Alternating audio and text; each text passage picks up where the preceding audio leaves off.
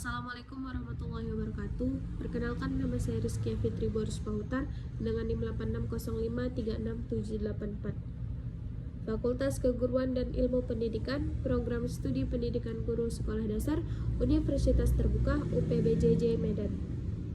Di sini saya akan menjawab tugas tutorial 2 berbentuk video pada modul filsafat ilmu. Yang pertama, peran filsafat ilmu dalam memperkuat ilmu pendidikan.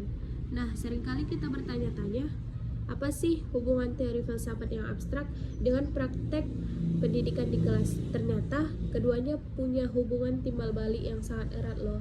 Nah, mari kita bahas satu persatu. Filsafat ilmu berperan untuk mengawasi dan memperkuat pendidikan dan memastikan bahwa setiap nilai yang diajarkan memiliki landasan moral yang sangat kuat, sehingga pendidikan tidak hanya mencetak manusia yang cerdas secara intelektual, tetapi juga secara etika.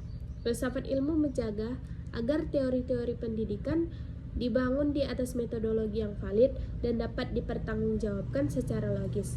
Sebaliknya, pendidikan yang bermakna juga membantu memperkuat filsafat ilmu, contohnya seperti praktek langsung di lapangan.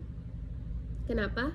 Karena praktek ini menyediakan data nyata bagi para filosofis untuk terus mengembangkan teori.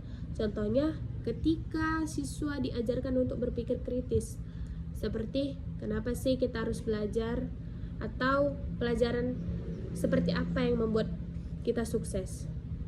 Nah, tanpa kita sadari, kita menimbulkan pemikir-pemikir filsafat baru yang akan memajukan peradaban ilmu pengetahuan di masa depan.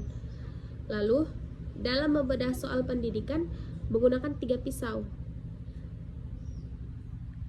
yaitu ada ontologi, di mana kita mempertanyakan apa sih tujuan dari pendidikan. Ada epistemologi, bagaimana cara memperoleh ilmu, dan metode apa yang digunakan yang paling efektif dalam memperoleh ilmu.